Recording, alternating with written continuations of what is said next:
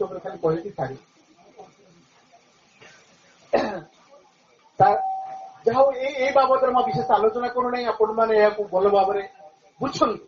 କାରଣ ମୁଁ କହିଲି ମାନବ ଦେହେ ଦିବ୍ୟ ଜ୍ଞାନ ଦେଖି ସନ୍ତୋଷ ଭଗବାନ। ସେଇ ଦିବ୍ୟ ଜ୍ଞାନର ଅଧିକାରୀ ଆପଣ।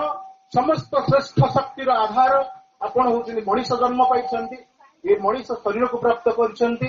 ବୁଦ୍ଧି ବିବେକ ଜ୍ଞାନ ବଳେ ଥିବା ଅସାଧ୍ୟ ମହିତଳେ ସେଇ ବୁଦ୍ଧି ବିବେକ ଜ୍ଞାନର ଯୋଉ ବିକାଶିତ ରୂପ ସେଇ ମଣିଷ ଶରୀରରେ ହିଁ ଅଛି। ଏଇ କଥାଟାକୁ ଆମକୁ ବୁଝିବାକୁ ପଡିବ।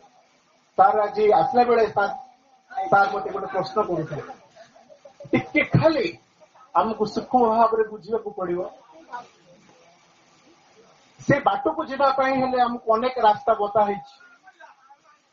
ତାର ଗୋଟେ ହିଣ୍ଟସ ଦଉଥିଲେ, ମତେ ଗୋଟେ ସୂକ୍ଷ୍ମ ବାଟଟେ ଦଉଥିଲେ। ତାର କହୁଥିଲେ, ମୋ ମା ମତେ କହିଥିଲେ, ମା କହୁଥିଲେ ତାଙ୍କୁ ଜାଣିବା ପାଇଁ ହେଲେ ଏଇଟା ଗୋଟେ ବାଟ ବୋଲି ତାର କହୁଥିଲେ, ସୂଚେଇ ଦଉଥିଲେ। ଏଟା କଣ, ଏହାର ଯଥାର୍ଥତା କଣ, କେତେ ସାଧକ, ଗୋଟେ ସାଧକ ପାଇଁ ଏହାର ଯଥାର୍ଥତା କଣ, ଆକୁ ଆମେ କୋଉ ଭାବରେ ଉପରେ ଆଲୋଚନା ନିଶ୍ଚିନ୍ତ ବିସ୍ତୃତ, ଏବେ ସଂକ୍ଷିପ୍ତରେ ଏଟା ନୁହେଁ। ତଥାପି ମୁଁ ଖାଲି ଟିକେ ଖାଲି ଏତିକି କହିବି, କାରଣ ଏହା ଉପରେ ଆମେ ଯଦି ବିଚାର କରିବା ଆମକୁ ଜାଣିବାକୁ ପଡିବ ଆତ୍ମା, ପ୍ରାଣ, ଚେତନ ସତ୍ତା, ଏଇ ଯୋଉ ଚେତନ ଶକ୍ତି, ଏ ସମସ୍ତ ବିଷୟରେ ଆମକୁ ବିସ୍ତୃତ ଭାବରେ ତା ଉପରେ ଟିକେ ବୁଝିବାକୁ ପଡିବ। ଖାଲି ଏତିକି କହିବି, ନିଶ୍ଚିନ୍ତ ଭାବରେ ଯାହା ଆପଣ କହୁଥିଲେ ତାହା ହିଁ ସତ୍ୟ। ମୁଁ ଅନେକ ସତ୍ସଙ୍ଗରେ ଏଇ କଥାକୁ କହି ଆସିଛି। ଆପଣ ମାନେ ଜାଣନ୍ତି, ଗୋଟେ ସଂସାରରେ ଗୋଟେ ପିଲାଟା ଯେତେବେଳେ ପଞ୍ଚଭୌତିକ ଶରୀରକୁ ଆସେ, ଏ ଭୂମିଷ୍ଠ ହୁଏ, ସଂସାରକୁ ଆସେ, ଜନ୍ମ ହେଲା ପରେ ତାର ପ୍ରଥମ କ୍ରିୟା କଣ ଥାଏ? ଗୋଟେ ପିଲାଟା ଯେତେବେଳେ ଆପଣଙ୍କ ଘରେ ଜନ୍ମ ହେଲା, ତାର ପ୍ରଥମ କ୍ରିୟାଟା କଣ? ଆମେ ସମସ୍ତେ କହୁ ସେ କାନ୍ଦେ। ଆମ ସମସ୍ତଙ୍କ ଭିତରେ ସେଇ ଭାବନା ଥାଏ, ସେ ପିଲାଟା ପ୍ରଥମେ କଣ କରେ ନା କାନ୍ଦେ। କାନ୍ଦିବାଟା ଭାଇ ପ୍ରଥମ କ୍ରିୟା ନୁହେଁ। କାନ୍ଦ ସେ ପିଲାର ପ୍ରଥମ କ୍ରିୟା ନୁହେଁ। ପ୍ରଥମ କ୍ରିୟା କଣ? ପ୍ରଥମ କ୍ରିୟା ହଉଛି ବ୍ରିଦିଂ, ଶ୍ୱାସ ପ୍ରଶ୍ୱାସ ଭିତରକୁ ନବା। ଯେ ପର୍ଯ୍ୟନ୍ତ ଏ ପ୍ରଶ୍ୱାସ ଟିକକ ଭିତରକୁ ନ ଯାଇଛି, ଡାକ୍ତର ଆପଣଙ୍କୁ ଓଲଟେଇକିରି ବାଡଉଥିବେ, ପିଠି ଆଉଁସୁଥିବେ, କେତେ କଣ ଘଷୁଥିବେ। ଘଷି ସାରିଲା ପରେ ପିଲାର ଯେତେବେଳେ ତାପରେ ଆରମ୍ଭ ହେଇଯାଏ। ଏଇଟା ଜୀବନର ଆରମ୍ଭ, ଅନ୍ତିମ ପାହାଚ, ଅନ୍ତିମ ଜୀବନର ଆରମ୍ଭ ହେଲା ପ୍ରଶ୍ୱାସରୁ। ଏବଂ ଏଇ ଜୀବ ଯେତେବେଳେ ଶରୀରକୁ ଛାଡିଯାଏ, ଏ ଚାଲିଲା, ଯେତେବେଳେ ପ୍ରବେଶ କଲା, ଏଇ ଯୋଉ କ୍ରିୟାଟା, ପ୍ରଥମ କ୍ରିୟାଟା ଏ ଶରୀରକୁ ନେଇ ବଞ୍ଚିବା ପାଇଁ ଆରମ୍ଭ ହେଲା। ପ୍ରଥମ କ୍ରିୟା ହଉଛି ବ୍ରିଦିଂ, ଶ୍ୱାସ କ୍ରିୟାର ଆରମ୍ଭ। ପ୍ରଶ୍ୱାସ ନେଲା, ଏଇ କ୍ରିୟାଟା ଅନବରତ। ଆପଣ କୁହନ୍ତି ଆପଣ ନିଅନ୍ତି କି?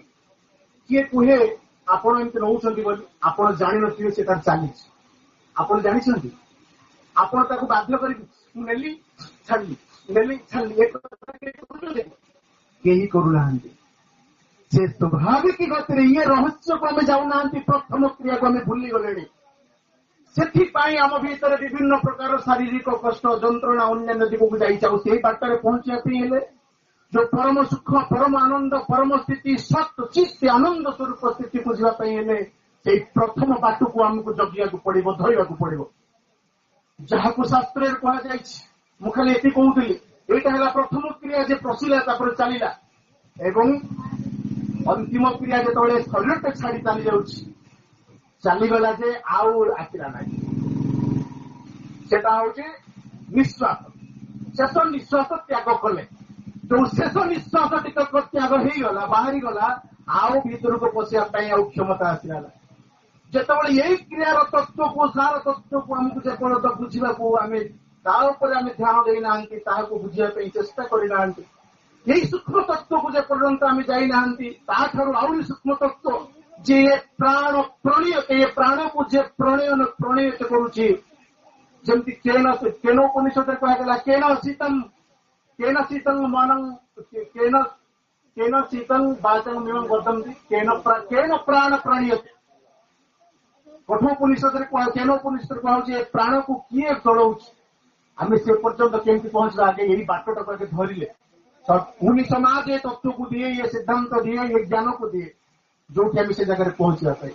ସେଥିପାଇଁ ଜଗତଗୁରୁ ଶଙ୍କରାଚାର୍ଯ୍ୟ କହିଲେ, ଆମେ ସେଇ ମୂଳ ତତ୍ତ୍ୱ, ମୂଳ ସାର ଜ୍ଞାନକୁ ଆମେ ଭୁଲି ଯାଇଛନ୍ତି, ତା ସହିତ ଆମେ ସମ୍ପର୍କ ସ୍ଥାପନ କରିନାହାନ୍ତି ନା କରୁନାହାନ୍ତି।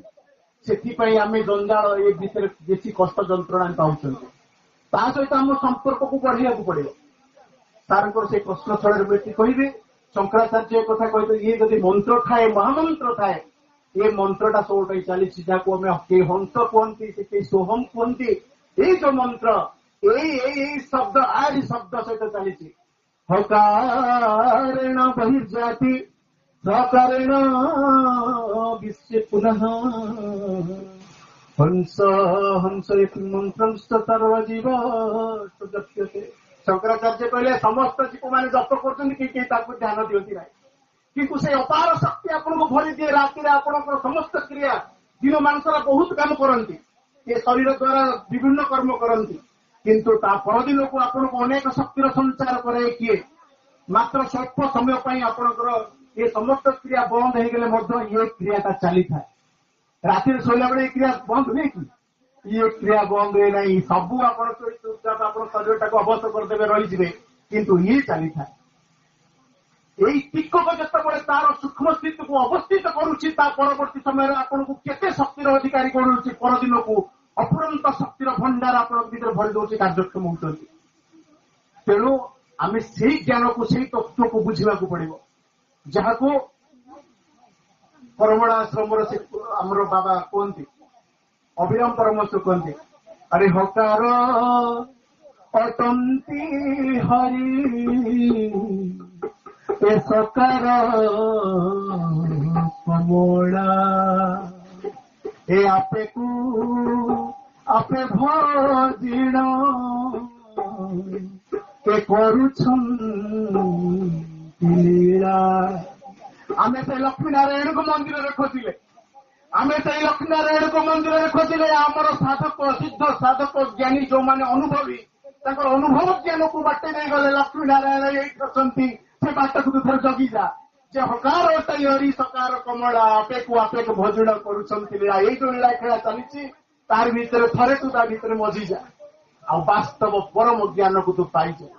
ଯେତେବେଳେ ଆମେ ସ୍ଥୂଳ ସ୍ତରରୁ ଆମେ ଯାଉଛନ୍ତି ଯମ ନିୟମ ଆସନ ପ୍ରାଣାୟାମ ପ୍ରତ୍ୟାହାର ଧାରଣା ଧ୍ୟାନ ସମାଧି ସ୍ଥିତି ଆଡକୁ ଯାଉଛନ୍ତି, ଯେତେବେଳେ ପ୍ରାଣାୟାମ ସ୍ଥିତିକୁ ଯାଉଛନ୍ତି, ତା ପରବର୍ତ୍ତୀ କ୍ରିୟା ଆପେ ଆପେ ଆପଣ ସେ ଧାରାକୁ ଯାଉଛନ୍ତି। ତେଣୁ ଧନ୍ୟବାଦ ସାର୍, ଯାହାକୁ ବିସ୍ତୃତ ଆଲୋଚନା କରିହେଲା ନାହିଁ, ଆମେ ପରବର୍ତ୍ତୀ ସମୟରେ କରିବା। ଏତିକି କହି ମୋତେ ଏତିକି ସୁଯୋଗ ଦେଇଥିବାରୁ ମୁଁ କୃତଜ୍ଞତା ଜ୍ଞାପନ କରୁଛି।